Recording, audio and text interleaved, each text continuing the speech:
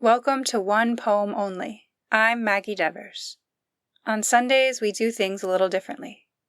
Instead of just one poem, today I'll read all the poems from the past week. A quiet recap, a second listen, or maybe a first chance to catch what you missed.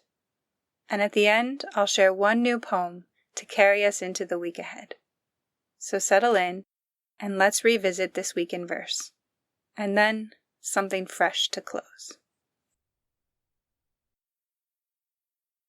Broken by Annie Leland. They say I'm heartbroken, but heartache can't sufficiently describe how the physical agony in my chest steals the air from my lungs. Pain so visceral, tears seem trivial, not a worthy outlet of emotion. These windows to my soul are dry, seeing clear for the first time. My body is numb, unfeeling. Torment-induced disassociation shielding my fragile mind. My tortured heart no longer set alight by my twin flame, but incinerated by the resulting inferno. Each broken piece fueling the blaze, the once glowing embers, now cold and black. Pop Punk Therapy, Kristen's version. By Kristen Rosasco. 1.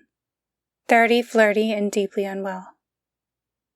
They told me 30 would feel like freedom, like a crisp Chardonnay in an overpriced glass, like a mortgage, like knees that don't audibly crack when you squat down to pick up the crumbs of your 20-something mistakes. But I'm here in my room, a room that is covered in crumbs even though there is a strict no food upstairs rule. A room that eerily resembles my teenage bedroom, that thankfully still only lives in my memory. Well, sort of. Gestures vaguely. I'm still having a mental breakdown in my underwear, mascara-coated tears still streaming down my cheeks, and since being a mom doesn't leave much room for literally anything else, I'm still standing in front of a dusty mirror wearing a t-shirt that says, "I paused my anime for this," staring at my reflection and screaming, "If you could see that I'm the one who understands you," with the emotional stability of a raccoon in a thunderstorm. Because even I don't understand myself anymore. 2. The sacred ritual of regression. There's a method to the madness. First, I light a candle that smells like a cozy cabin. A lie. I live in a messy, stained suburban hellscape with a leaky faucet, 2 major appliances that don't work, and 3 tiny roommates who call me cringe. Then, I open Spotify like it's the Ark of the Covenant, search Taylor Swift OG era, and prepare to summon my inner dramatic-ass teen who thought wearing Converse to prom was an act of social rebellion on par with the Boston Tea Party. You Belong With Me begins, and suddenly I'm 14 again, mad at a boy who never looked at me, even though I definitely wrote him a very subtle poem called "Your Eyes Are Like the Apocalypse, but Hotter." I press play, I ascend, I time travel via bridge. She wears short skirts, I wear depression, or whatever the lyric is. Same vibe. 3. The dance floor is lava, and also carpeted. Cue the chaos. My body moves with the grace of a drunk Muppet, arms flailing like I'm signaling a plane to land in my driveway. I knock over a glass of LaCroix. R.I.P. key lime. You were too carbonated for this world. And yet, in the disarray, something holy happens. A divine possession, like I'm being exorcised of all the garbage thoughts that say, "How's married life treating you? When are you having more kids? Your LinkedIn is embarrassing. Your mom thinks poetry isn't a real career." And in this sacred movement, this messy, definitely nowhere near middle-aged interpretive flailing, I am not behind. I am not broken. I am not a punchline at the Thanksgiving table. I am the main character. I am the moment. I am her. 4. Existential bridge. But then, inevitably, the song ends. The silence creeps in like a landlord on the first of the month.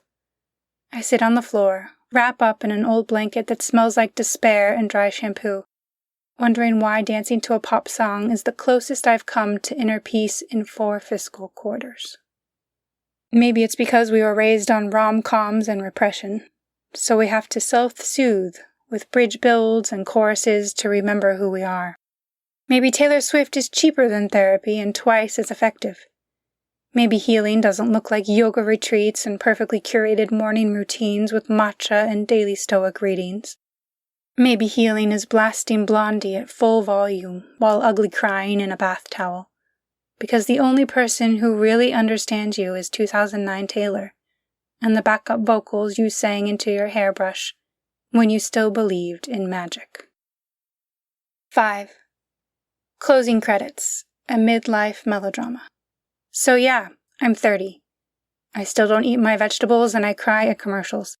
I've Googled how to get your life together more times than I've called my dentist. I still feel like I'm 15. But tonight, I danced. I shook off the shame. I made peace with my ghost in 4/4 time.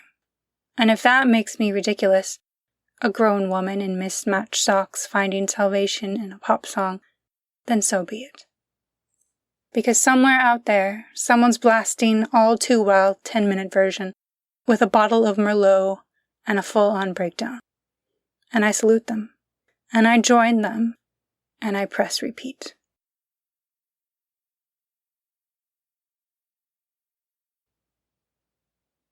I watched Gaza Burn from My Bed by Fatima Zahra Gold.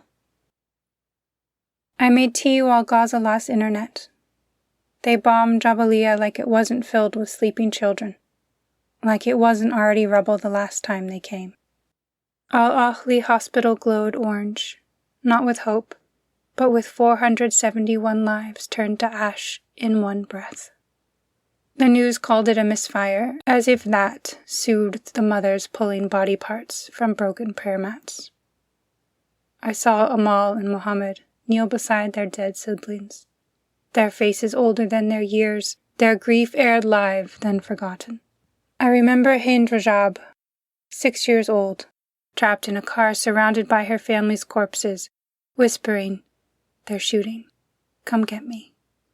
They found her 12 days later, bullet in her head, rescue team dead beside her. I remember her voice, more than the silence of those who could have helped. I scroll past pictures of Rafah where tents fold in on bodies like grief, where water is a privilege and bread is a miracle. And from my room, with the fan on, with a full plate, with the guilt of breathing, I stare. Gaza dies in real time and we live stream our helplessness. I don't know if it's protest or performative. I just know I haven't been able to sleep right since October. This poem was first published in Ghost City Press, and there is a trigger warning for abortion. Koi Pond by Isra Shima. Look down and see your unborn baby floating in the middle of the toilet bowl. You see it spin slowly, like a lone koi fish, its soft pinked flesh swirling in a murky pond of blood-clot lily pads. You were driving and pulled over to throw up from the lightning strike explosion of sharp pain in your uterus. You vomited into a crumpled Walmart bag as the car inched towards someone's mailbox. Feel the liquid warmth gush out of you. Life ejected. No, rejected from your body. That life giver. Peer closer at it. That no longer life, no larger than a just plucked raspberry, squished into some sort of spring jam. You want to bury it. Fill a small ring box with silk threads, a few tears, a palmful of dust, and a folded up note of its name for the angels to know and watch over. But no. This maroon sea is its cushioned coffin, the cold ceramic toilet seat its halo. You flush, watch it swish around the bowl in circles. Lifeblood swirling in water like striped fins swimming away from you. As if Allah didn't say your unborn child would drag you into heaven by its umbilical cord. As if this angel baby Grief is like a corpse in the land of the living. They say grief is found in the saddest of people, in the saddest of families, in the lost and in the lonely. But I say this isn't true. I've seen grief in happy homes, in the happiest of people, in you and in me. When grief knocks at our front door, we don't invite it in with open arms. It comes without a whisper.